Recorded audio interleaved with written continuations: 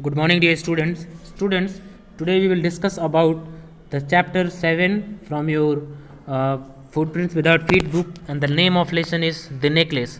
So, first of all, I will tell you the introduction, then after the explanation will be given by you in the different segments of the videos. There will only two part of this video, and after this definitely you will be able to understand the motive of this lesson, right? So, students, without getting delay, let's get started, right? So, the necklace. So, dear students, this story revolves around a selfish lady whose name was Matilda, and she was unsatisfied with her life as she wants a rich husband, but because she belongs to a family of clerks and her family is unable to give dowry, she is married to a clerk. One day, both the husband and wives are invited to a party at the minister's house, but Matilda does not have a good clothes and jewels to wear at such a party. Her husband suggests her to buy a dress and ask an old friend for jewelry.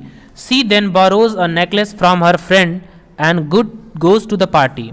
What happens next to be the lesson, and the necklace was ultimately got missed, and then after they were in debt for a period of his life, right?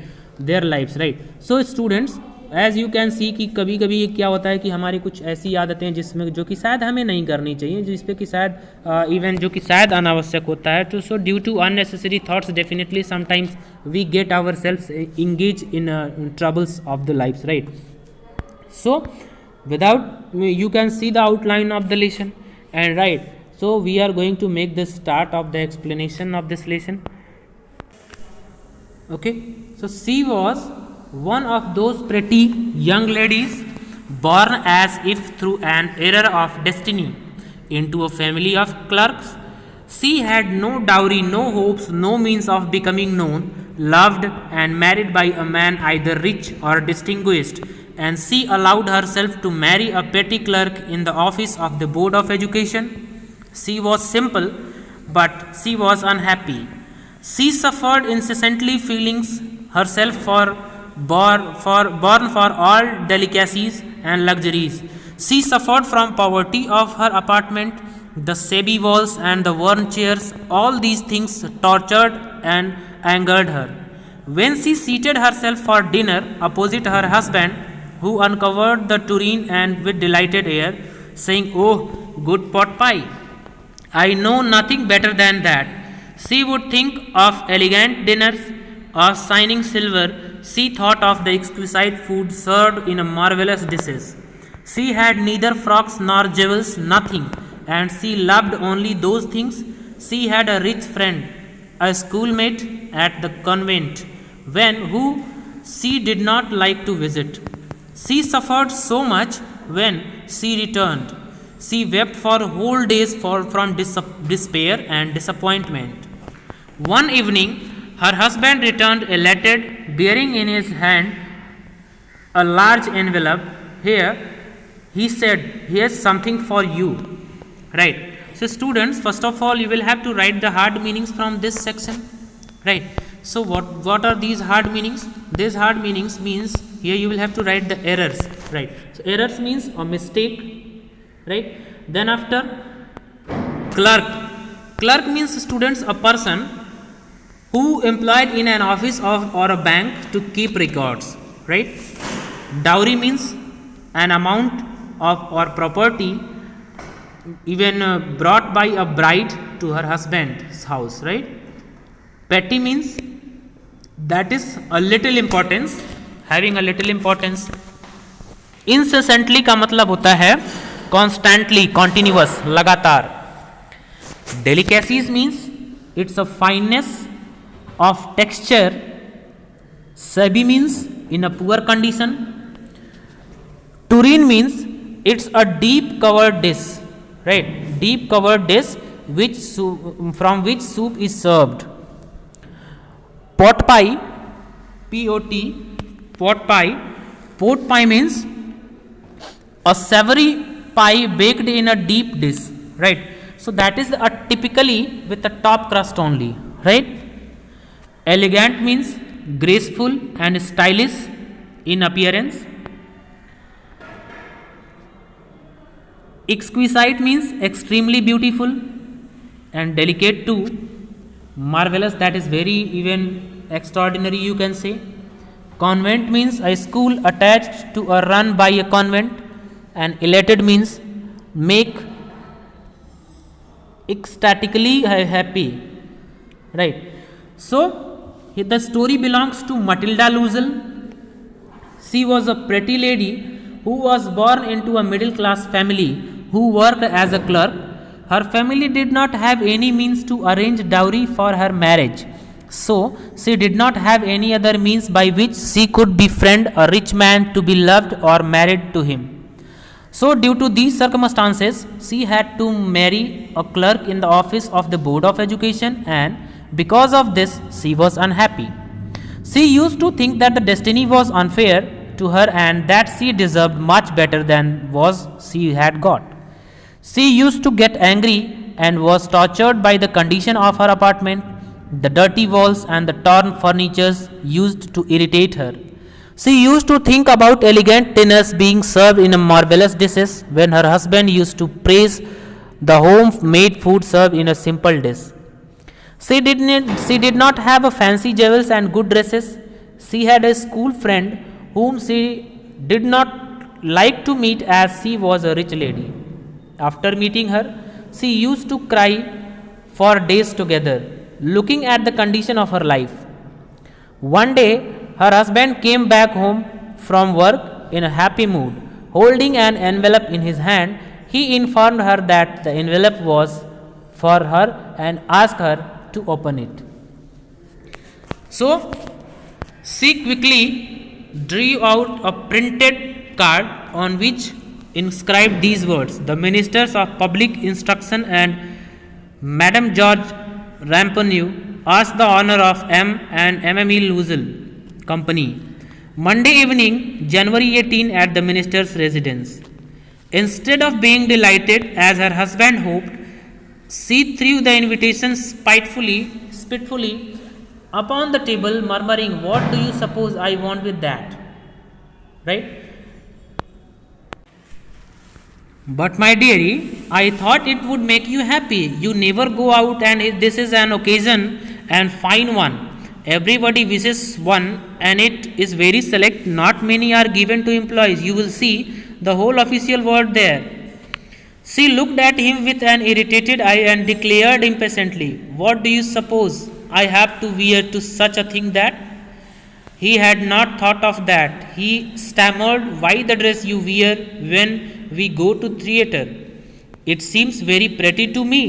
He was silent. He stupefied in dismay at the sight of his wife weeping. He stammered, "What is the matter? What is the matter?"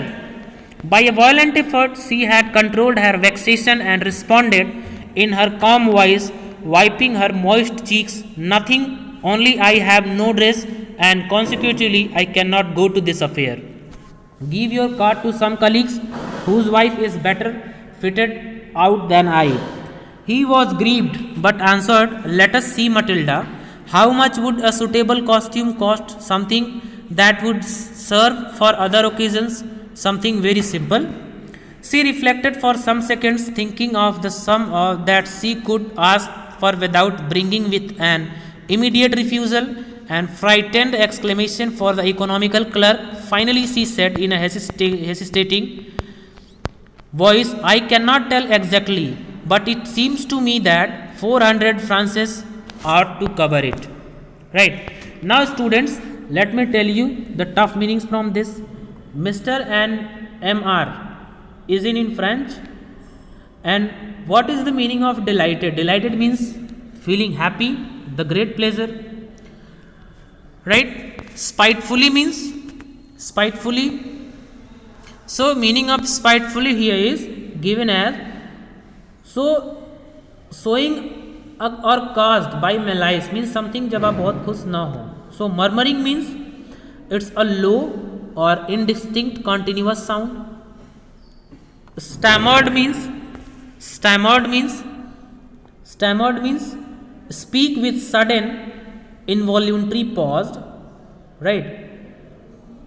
Stupefied means make someone unable to think or feel properly. Right? Stupefied means make someone to think properly. And dismay means it's a concern. Vexation means state of being annoyed, even you can also call it frustrated. Affair means an event or sequence of events of a specified kind or that was previously been referred to. Colleagues means you know very well. Grieved means feel intense sorrow, and Francis means that's the basic monetary unit of France, right?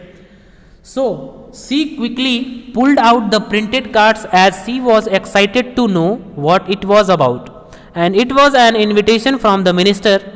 The couple had been invited to a dinner party at the house of the ministers of public instructions. She was supposed to be delighted as M. Loisel expected, but she got really angry and threw the card while murmuring something. She asked her husband what did he want her to do with the card. He replied that he had thought that she would be happy as she never went out and this was the rare occasion to which not many employees were invited. He also told her that she would be meeting a lot of people from his office there, and Matilda asked him what could she wear to such a grand party. He stammered as he had not thought of that. He first asked her to wear the dress that she wore when they went out for the movies. But then, as she was weeping, he asked her about the matter. She wiped her tears from her wet cheeks and replied calmly that she could not be wife was better than her. He felt bad for his wife as he saw her crying and asked her the cost of simple dress that could be worn by her own on other occasions as well. She thought of an amount that would neither be refused by him nor scare the poor clerk. Then she said that she would be able to manage a dress in 400 francs.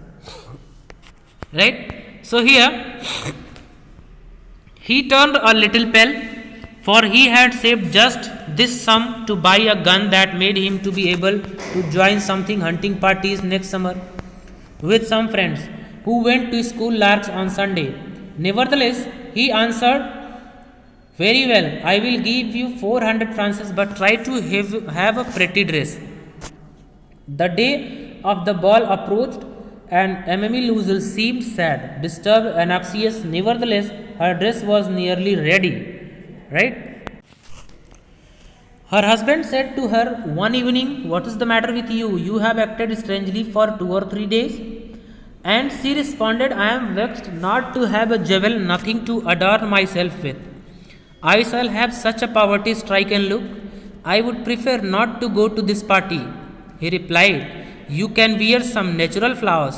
In this season, they look very chic. She was not convinced. No, she replied, there is nothing more humiliating than to have a shabby air in the midst of rich women. Then her husband cried out, how stupid we are. Go and find your friend Emmy Forestier and ask her to lend you her jewels. She uttered a cry of joy. It's true, she said. I had not thought of that. The next day, she took herself to her friend's house and related her story of distress.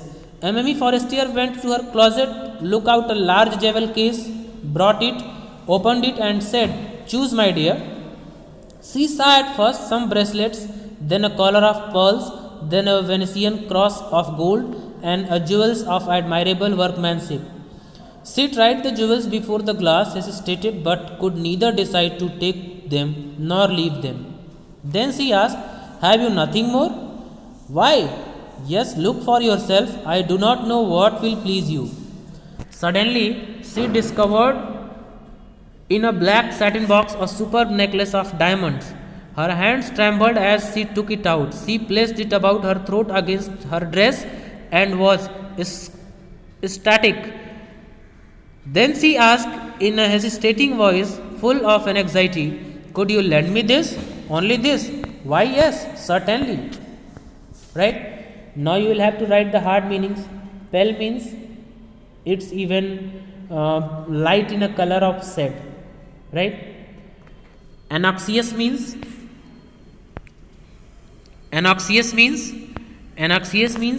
here the feeling or showing worry, right? Vexed means annoyed. Vexed, vexed, vexed means annoyed. Adorn means make more beautiful.